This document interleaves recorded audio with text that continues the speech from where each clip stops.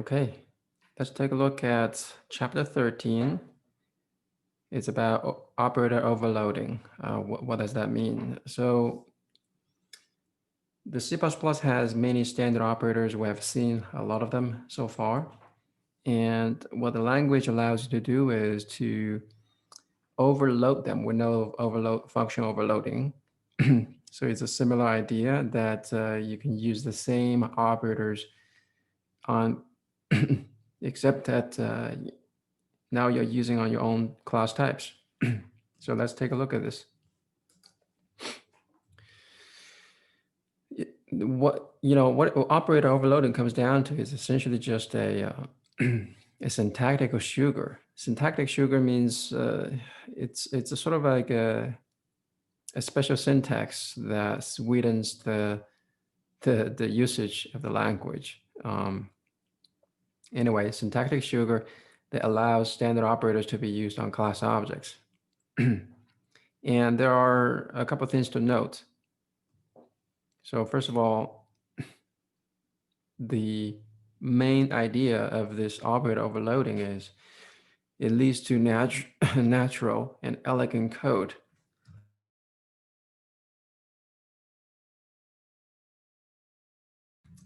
And this perhaps is one of the defining features of C++, that the operator overloading. Perhaps you don't see this very often in many other languages or most other languages. The This is not a super necessary feature, but when you do use it, it makes your code more elegant and intuitive too. Okay. Now, you cannot really invent a new operator, and there's a subset of the standard operators that you can overload. You can overload most of them. There's a few of them that you cannot, or usually it just means it does not make sense to do. And then you cannot override the built-in operators. Now, overriding means we're going to actually talk more about this when we talk about inheritance. Now, the overriding really means that to modify the original behavior. Of course, this is not allowed. And operator precedence and associativity rules, they still remain the same. And we've studied, recall that table of operator precedence and associativity rules. If you overload an operator from that set, the priority or the precedence when you use this in expression now is on your own, custom objects, but that's still obeys the original intent of that operator in terms of the precedence and associativity rules. In terms of the meaning, the semantic, it should be close as possible to the original meaning, although of course that will have a special meaning on your specific objects. So the expectation is that overloaded operator should retain its original semantic. If that's possible. Now here's a simple example right here. And so again, we'll continue to use this example of a box and truckload, right? This is sort of the running example throughout the whole book. And this is to overload the less than operator, so which is an arithmetic operator. Let's say 1 less than 2, right? And so this is now we're defining this operator on this box objects. And so what you see here, I actually named this parameter. It takes one parameter RHS, which stands for right-hand side. Okay, well, then you might wonder, oh, this is a binary operator, right? We know it takes 2 operands. And then where's the left-hand side? Okay, so left-hand side is the class object that on which you call this operator on. Essentially is the object this pointer points to. Okay, so that's implicit when you're defining this as a member function. And the implementation might be like this for box, which is a simple example, of course. And we are defining what this less than means. The less than means in this case of a box, we're comparing the volume between two boxes. So you see, we're comparing the volume from through this pointer and compare that with the volume of the box that you passed in. So now of course, you don't have to use this pointer here if it's a member variable. This is optional, but this is just to illustrate that what you're really comparing is between this object and the object that you're passing, which is the right-hand side, okay? And if we look at the in the actual code, all right, this is really how it might look. And so this is let's say you have this box class, and here's we're overloading this less than operator. We're really comparing the volume of sort of box 1 is less than box 2, means the volume in box 1 is less than the volume box 2. That's really, and that in the context of box, that might be intuitive, okay? And then you notice here, there's actually, we're going to talk more, of course, but this is, you can, it doesn't have to take a class type, the same class, right? It doesn't have to be the same object of the same class.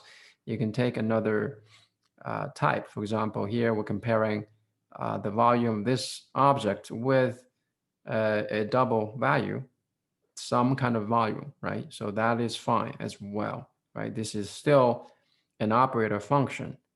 And so that will support expressions. Say you have a box object, box 1, less than 1.0, for example, okay, which is the right-hand side. And so if you look at the implementation of this is right here. Now, we're gonna actually take a look. Let's actually go back to slides, and we'll explain the other function. The other function is called a non-member operator function. So an operator function, so previously we saw the example as a member function, a member function of a box. And you can also define this as a non-member. And if you do that, that non-member function of operator overloading should be really defined in the same namespace as the target class. If your target class is in some kind of namespace, then that non-member operator function should be defined in that same namespace. Not always mandatory, it's just it's a good thing to do in a few occasions that it's actually required, but then just remember to do this, okay, if you actually use the non-member operator function. And so so here's an example, right? So we actually define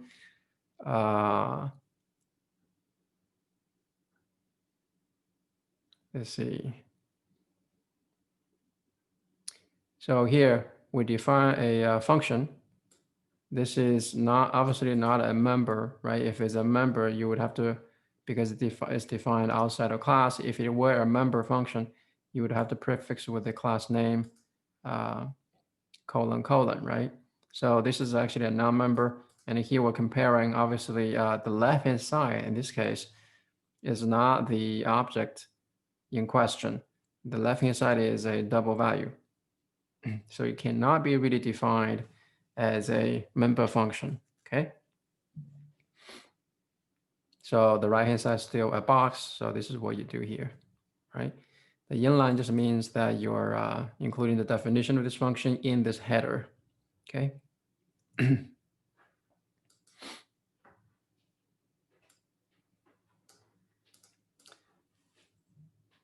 And so yeah, this is,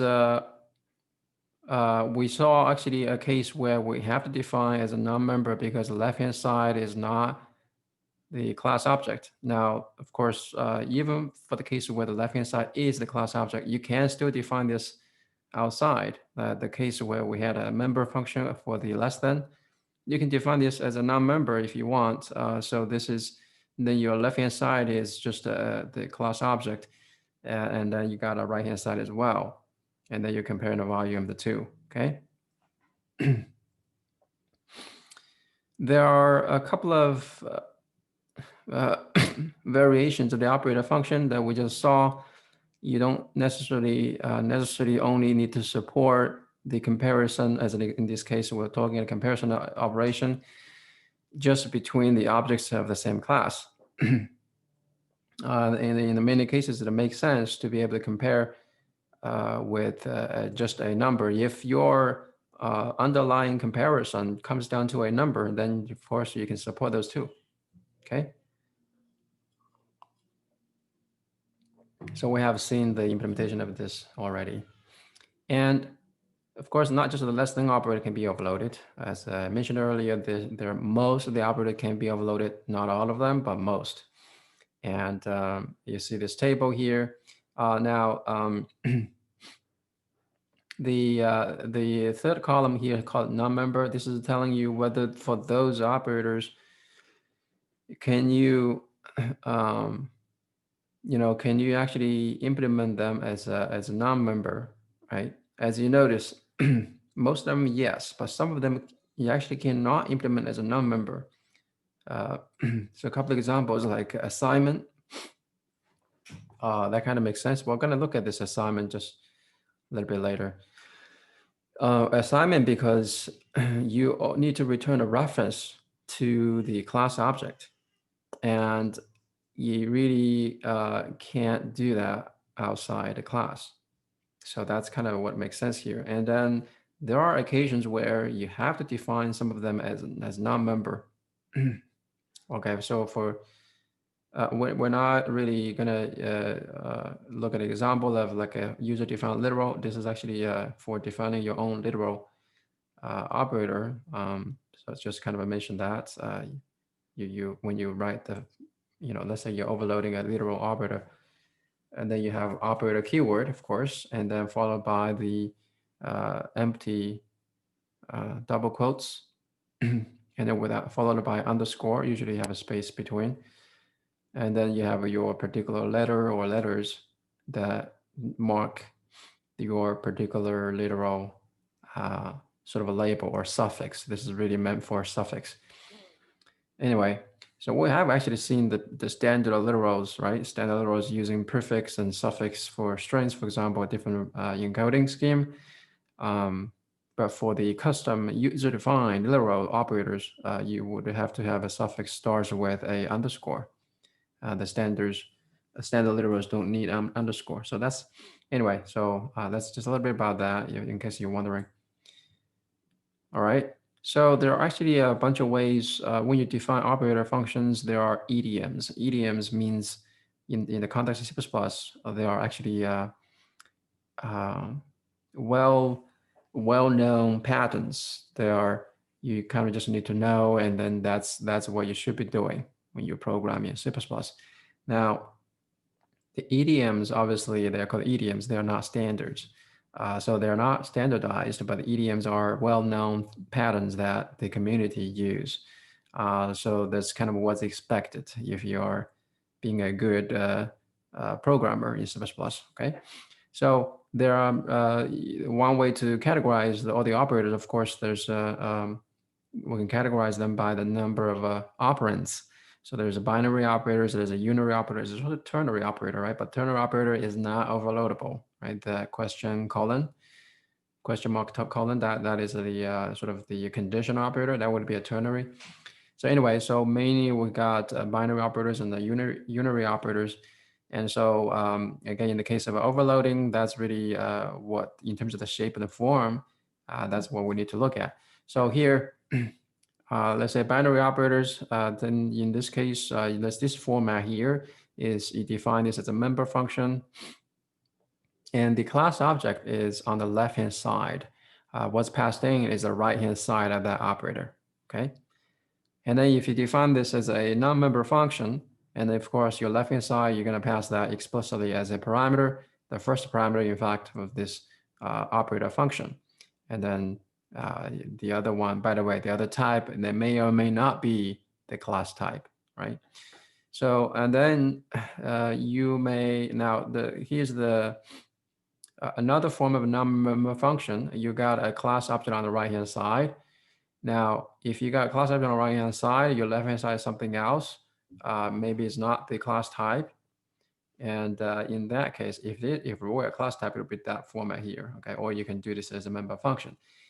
If it's not a class type, then in this case, this non-member function, you should define that in the global namespace so that the compiler can find it, right? Unary operators. Unary operators, it's straightforward, and there's a little something that also needs to be explained. So remember, for example, the minus operator, right? Or the,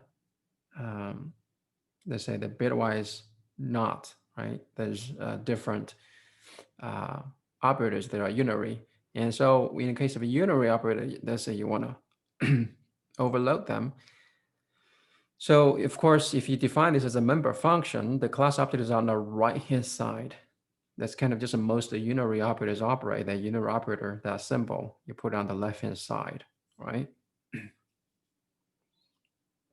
So that means the class object is actually on the right-hand side. It does not need to take any argument parameters because it's a unary. And then what is this format here? Interesting. So this is for the case where the unary operator allows a postfix form. Now we know what they are, right? So the increment, decrement operators, they have a prefix form, which is the natural form of the unary operators, but there's also postfix forms for them. So for the postfix form, we need to somehow let the compiler distinguish between the two, right? So here we'll add a dummy. This is called a dummy parameter, int. It's just a kind of convention. You can use whatever type. It doesn't really matter. So this is a dummy because we're not even going to use this. It does not take another parameter here. So in this case, the class objects are on the left-hand side when you do that, okay? And then if you implement the unary operator as a non-member function, in this case, of course, because of how the unary operators work, and so the class object is on the right-hand side. And it's similar to the binary operator, right? If your class object is on the right-hand side, you need to define this in the global namespace. That is so that the compiler can find it. So let's take a look at, let's see, we'll take a look at some examples. So here there's a very, contrived example. Because, well, in real world, there's no need for doing such a thing. So we define a class called integer. We are essentially just a wrapper around the fundamental type int. And so here we are actually defining a bunch of, we're overloading a bunch of operators, the typical arithmetic operators, right? You see the addition, subtraction, multiplication, modulus, all these things. Straightforward, but these are defined as you see, they are as non-members, right? So they're defined as non-members, just another flavor to do it.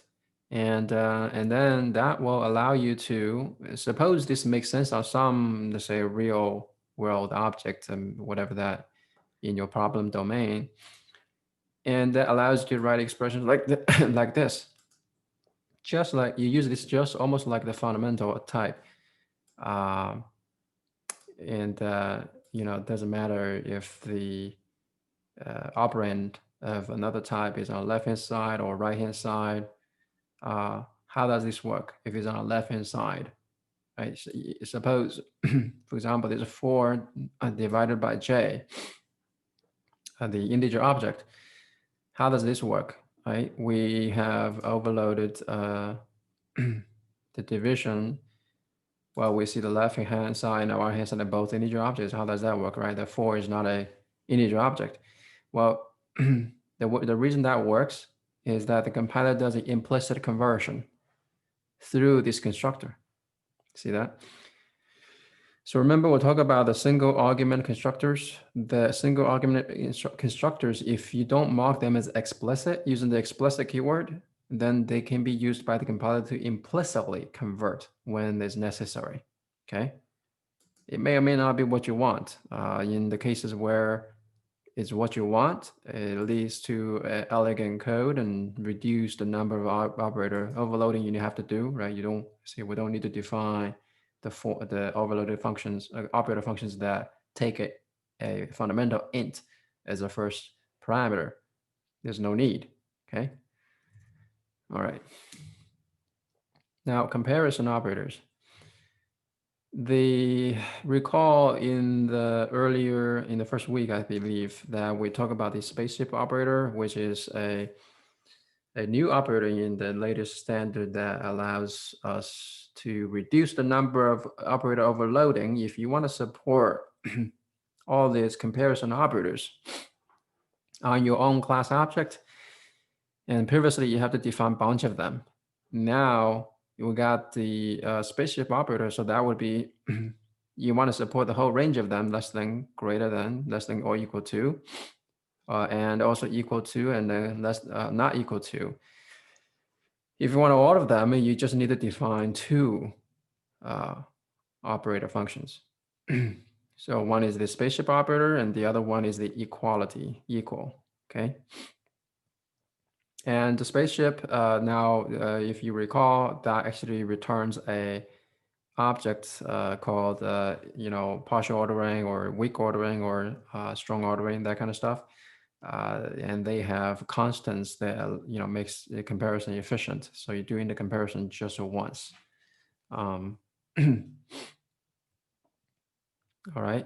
And so you can define them as member functions. You can also, and the thing is about this spaceship operator though, this operator function can be generated by the compiler. Now we have so far talked about the default constructor, the destructors, and the copy constructor, right? And also copy assignment operator. We're going to look at it shortly again. We actually mentioned this before. So those are some of the special member functions that can be generated by the compiler. So if you are instructing the compiler to say, I want you to generate it, you simply say equal to default. Right? This is syntax. I've seen this before, just like what we use on the constructors. So we're telling the compiler to have that generated. Now, what does the compiler do? The compiler does a member-wise lexicographical comparison, means that it's going to compare based on the order of declaration of the member variables. It's going to compare those variables one by one using the built-in, using the spaceship operator. If you have a member variable that's actually another class object, and then it will invoke the spaceship operator on that one if that's overloaded. If there's not, then there could be so the generation may not work. So anyway, if you got some, let's say you have fundamental types as member variables, and then of course the spaceship operator is supported on all the fundamental types. Well, for example, the numbers and floating point integers. And so that's that one. And so we actually just kind of review that. We talk about this differences between different ordering objects, the result of the spaceship comparison. And there is a difference between equality and equivalence, right? So we talk about strong ordering typically means that you have equality relationship that can be defined among all the values of this type. Like, for example, integers and pointers. Pointers are just integers, basically. Then we got the partial ordering, which is some of the values cannot be compared. Like floating point numbers, you got another number, right? And that is not comparable with any other value. So that's why it's actually unordered. And so, but you can still compare,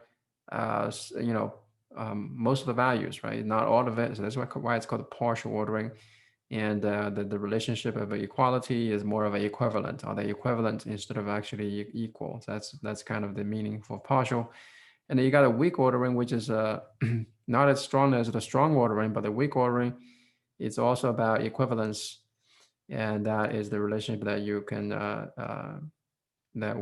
that's defined for this weak ordering. And the weak ordering is, you're not going to see a whole lot of these, but for your own custom types that you may use weak ordering, then just say you have the uh, let's say you have a distance object in the uh, you know, let's say in the mathematics, talking about the distance between the 2 points. And then you might use a weak ordering there, talking about the distance that are equivalent, but they're not exactly equal in the sense that they're in the same position, between the points are in the same position, not necessarily so. But anyway, so it's a bit of a technicality here, but well, let's not get into too much details here. But when the occasion comes, you should do a little bit of research and figure out which one is the right one to use. And then there's this, I'll actually take an example first.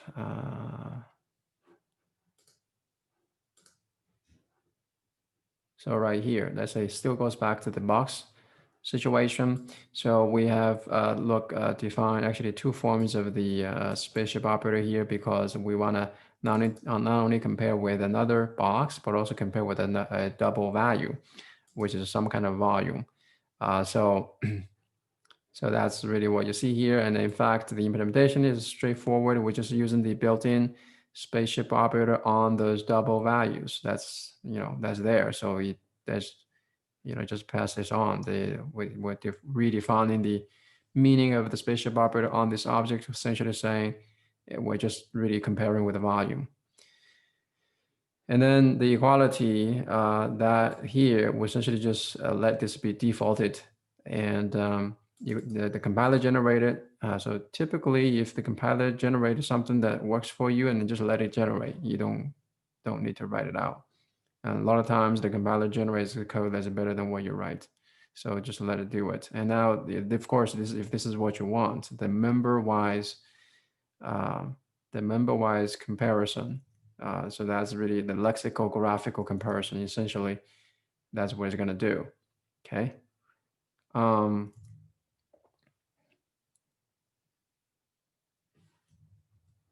Stream operators. So of course, we've seen almost from the very first "Hello World" example, right? You got the cout standard colon cout and insert some value, maybe a string, of "Hello World." So that is what's happening is actually in the standard library. That's really, it defines a function like this, right? This would be, of course, in the standard is going to use this as a member function that would be defined in the O stream, of the perhaps is declaring the O stream. Again, it can be, you have choices. Now, the CI is a O stream, which is that essentially stands for output stream, I stream for input stream. So this is what we add a value to that stream. That's called the insertion, right? So in the input stream, we're getting value from the input stream, so we're extracting values out of it. So that's why it's the other direction of the arrow, essentially. And so straightforward here in the sense that we want to add a value to insert a value to the output stream. And then so that would be on the right-hand side. This is a binary operator, right? And so the left-hand side is the stream that you are operating on. And then typically we return a reference to the original stream so that you can basically chain, other more of such operations. That's what feels natural, right? This is what we have been using for a long time.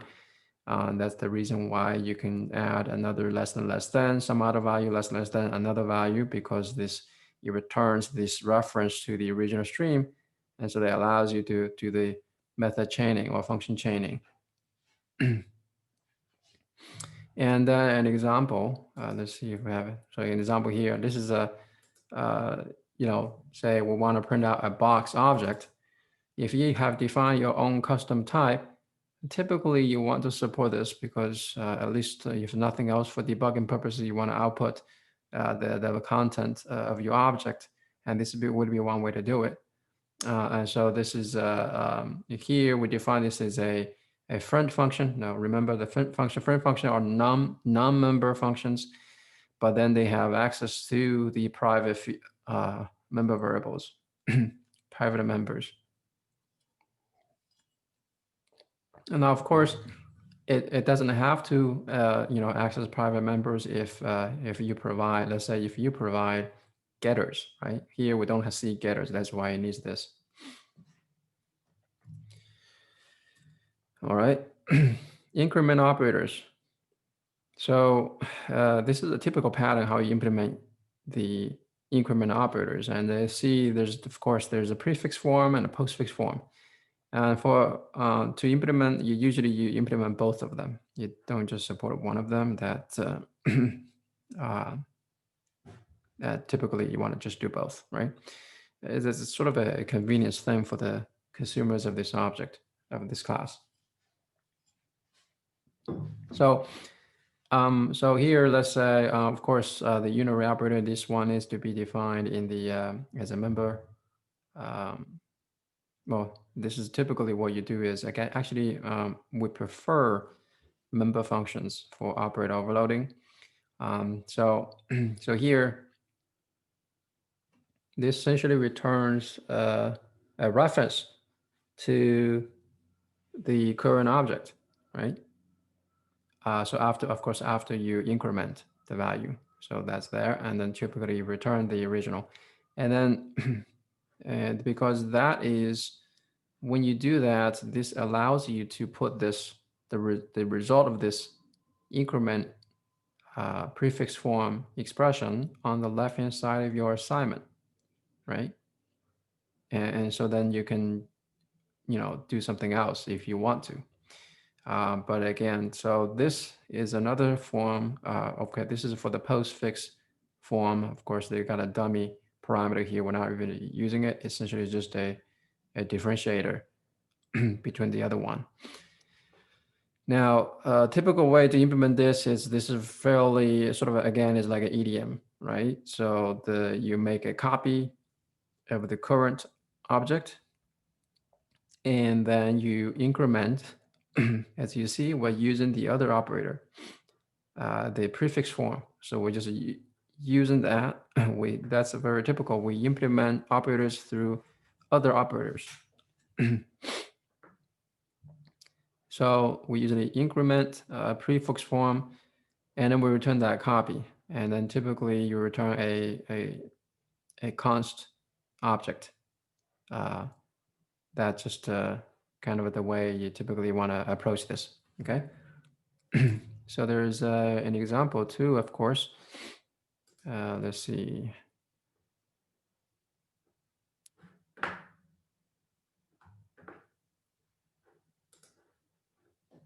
Okay, right here. So for the the box object, we have the prefix form of the increment operator. And so what we're doing here, we're incrementing all the dimension by 1, and then return the reference to the current object. Then we also implement the postfix form, which is just as I shown. This is sort of a standard of, not standard, it's idiomatic way of doing this. And I use auto just to, so I mean, of course, you can just have this as a box, right? It's obviously as a box, so just auto. This makes this function body the same. Doesn't really matter what type it is. And then, of course, the decrement, same thing. Okay. You can also overload subscript operator. Subscript operator that reminds us of the array, accessing the elements in an array, right? The subscript operator. So typically it means to access elements of some kind of collection. And well, more specifically, actually some kind of array-like backend element collection.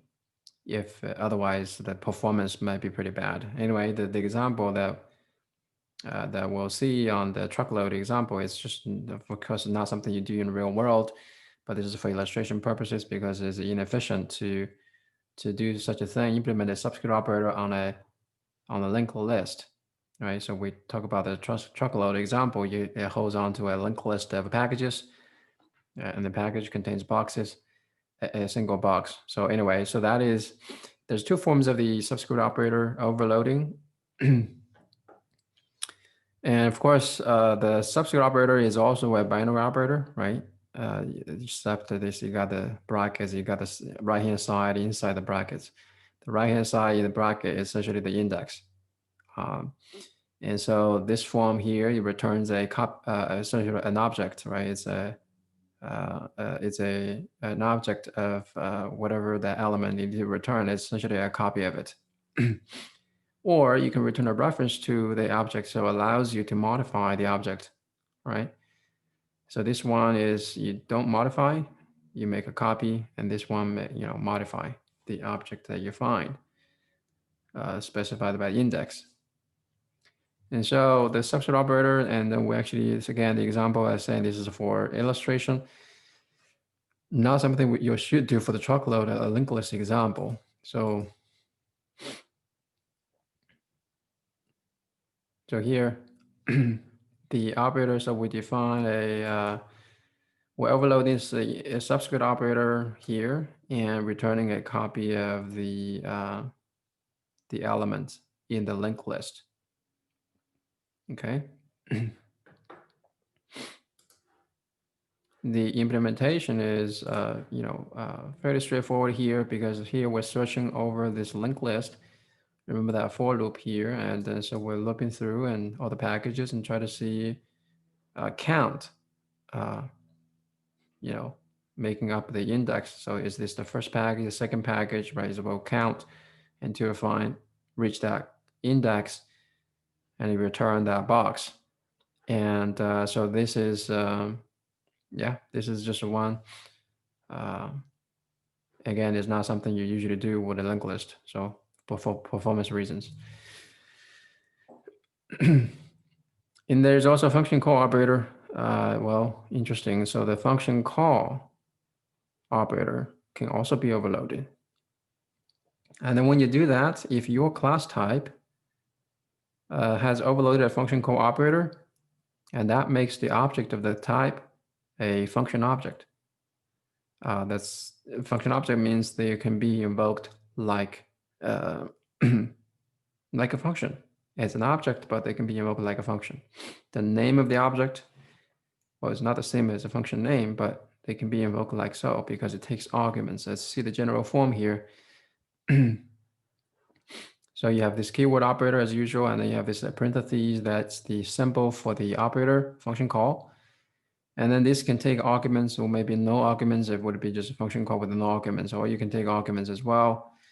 And then they return some kind of return type, okay? And we're gonna see more of this, but now for an example, we're gonna just kind of look at it as the example in the standard. So as part of the exercise, the code to drive the truckload example here, and we have this random number generator usage. This is all from a standard library random. And one of the things that you do, first thing is you get a seeder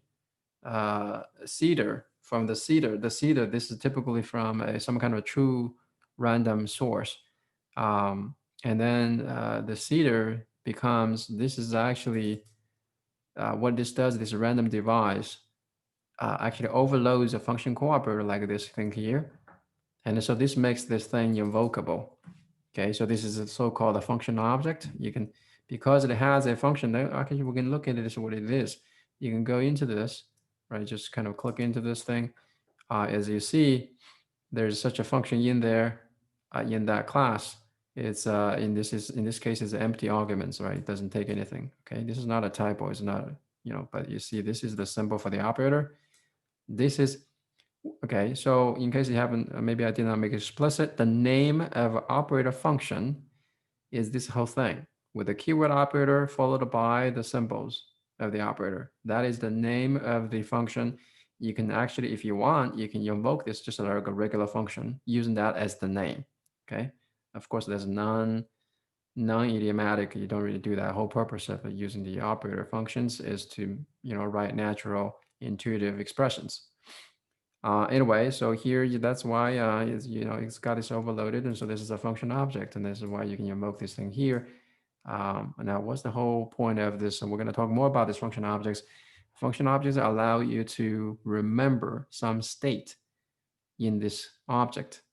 So it will remember some state in the object and then allow you to manipulate, generate new objects, leveraging that remember the state, because that state is common, because then you want to generate multiple objects using that same state, but you want a new objects.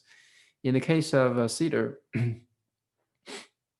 um, it would have a state of some kind of a random number source, and then it's using that internally to generate a new value each time.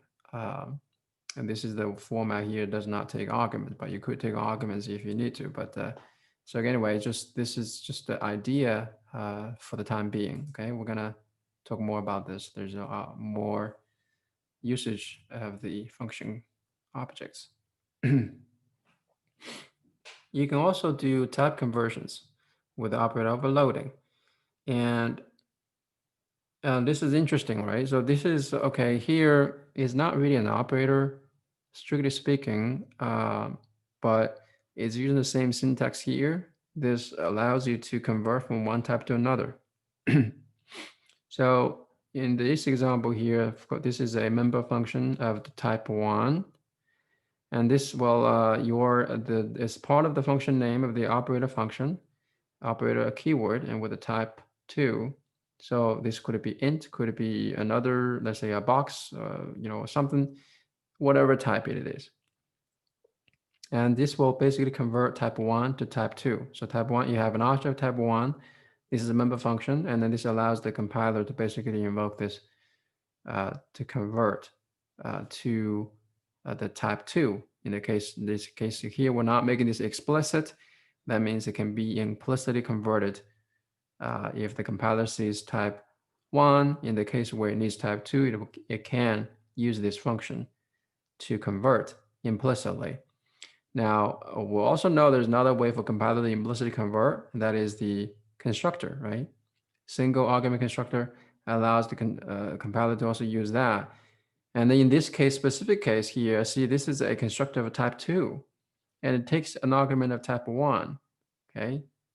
So problem is, these two are equivalent, like they both can do the same thing. And then what are you going to do, right? So you have to make one of them explicit, sorry. One of the explicit or both of them explicit, so that you do this and make this not ambiguous for the compiler, because in this case the compiler cannot choose. It will be a compiler error.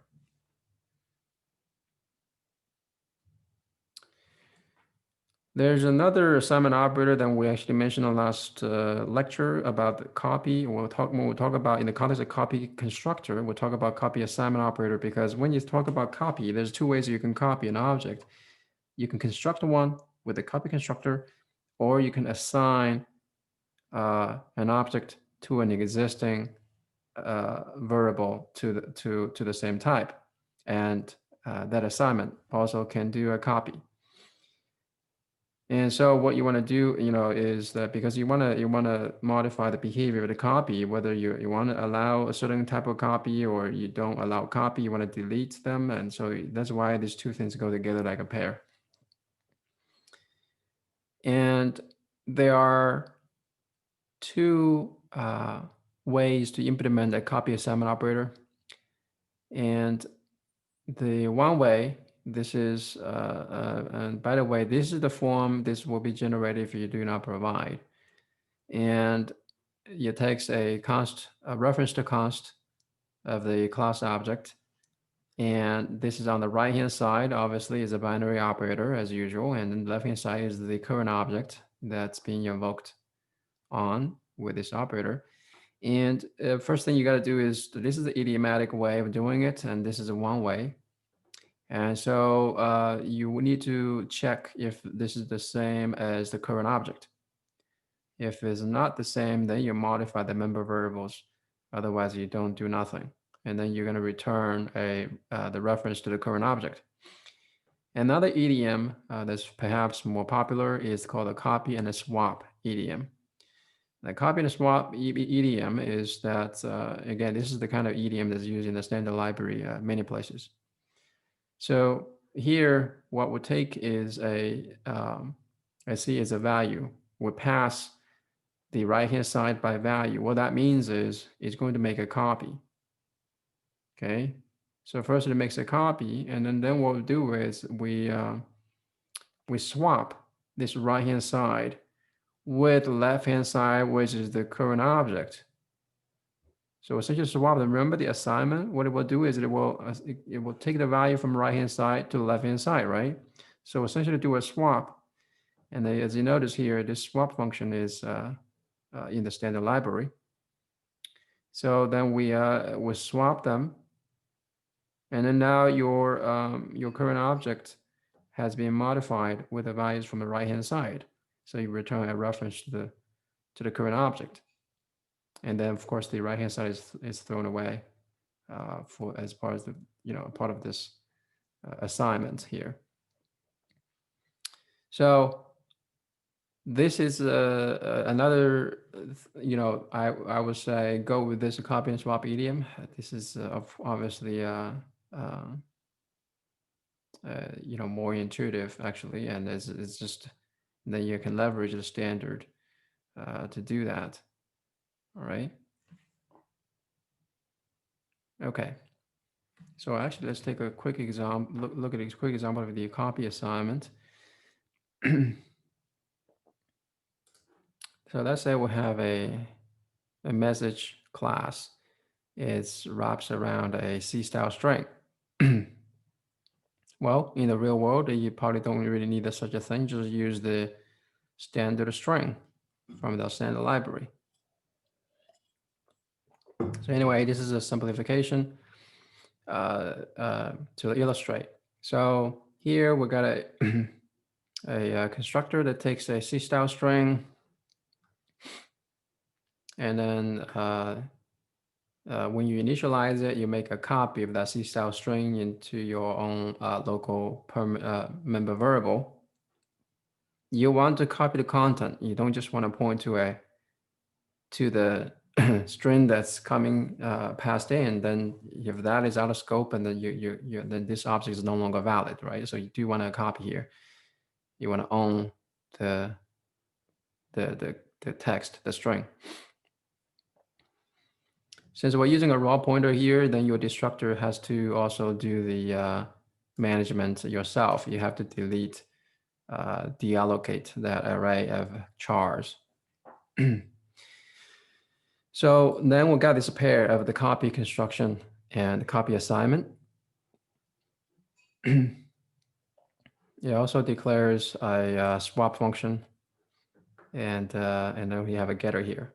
So the swap function is essentially so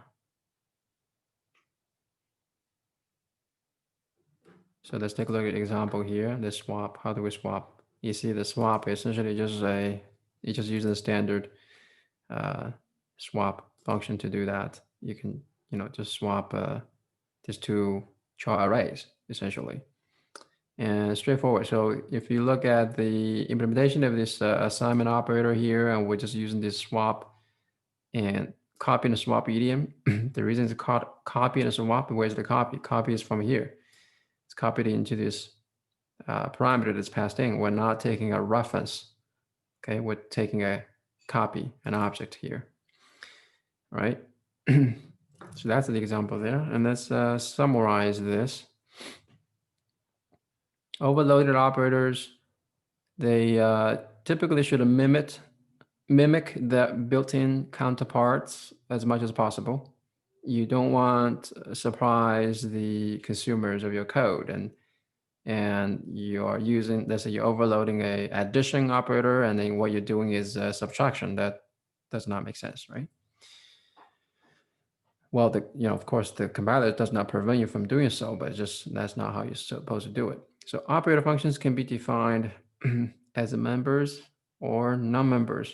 Now, members are preferred. For a binary operator member function, So remember that class object is on the left-hand side. That's the sort of is hidden, right? It's implicit. That's not actually that's on the left-hand side. And then if you want to support all the comparison operators and no, you just need to implement the spaceship operator and the equal operator. So, of course, implementing them, if the default generation works for you, you can just simply declare, let them generate with the equal to default in the signature line, right? Or then once you do that, essentially, the compiler will generate the rest of all the different forms of comparison operators, less than, greater than, less than, equal to, that kind of stuff. If you want to overload the compound assignment operators, like plus equal, for example, so the way, typically idiomatic way is, of course, you want to implement, let's say you got the plus equal, the addition, then the plus can be implemented with plus equal, okay? Type conversion can be done through either conversion operators or conversion constructors. We just saw that. And let's see.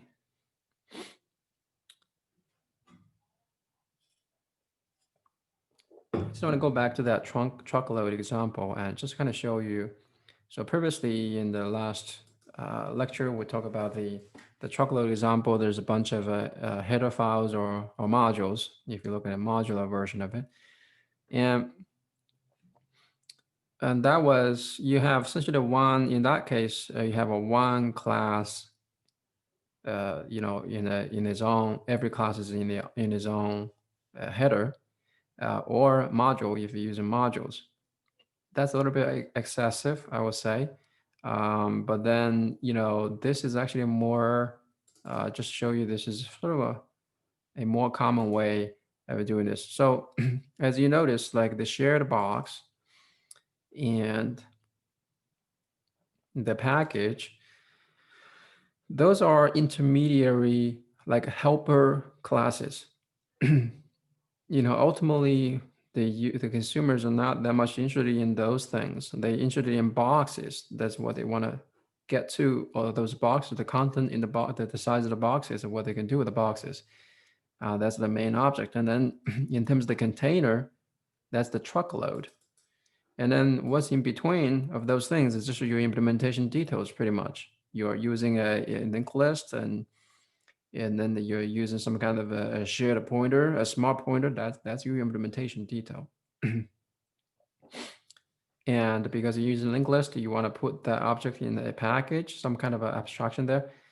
That's all implementation details, in my opinion, right? So that's why you see the package here is declared as a nested private class. It will not be even seen outside. And then you have this shared box, which is just a using statement. And this using statement here, declaration, you're just making a name that's shared pointer, some nice looking name, okay, more intuitive name. And that is also sort of an internal, again, it's not for internal because you do want to expose it outside, because that's how you want to take them to construct, a truckload. Now, of course, you can support just passing the box if you want to, right? You can construct a truckload just with a box if you want to, like a one box, and then you make a shared pointer inside. So there's many choices you can make. So I thought I want to point this out. And then here, you see another class here called iterator. If you got a collection, now typically we're going to just use a standard library. There's no reason you should implement your own collection unless you're implementing some kind of a very efficient algorithm that's meant to, for your purpose. And now in the case of iterating, when I say iterating, that's the way to traverse over a collection of elements. A truckload essentially is a collection. is a linked list inside. And the iterator is essentially as a pattern to traverse over that linked list. And this name iterator is a common name used in the library. That's actually is a design pattern. So the previous chapter, I believe, has talked in more details. There's a little section about iterator if you want to look into that. Just want to mention this here, this iterator. And it maintains that state. Like iterator usually maintains a state, like index, where it's located, which element is pointing to at this point. And then you can use the iterator in a range-based for loop, typically. Okay. And that's just a way to abstract away the implementation details of your particular classes. That's sort of a more general pattern, allows people to use your class more easily. And that's just what I wanted to mention in addition to what we'll talk about the operator overloading. And that's what I have to share about this chapter. Thank you.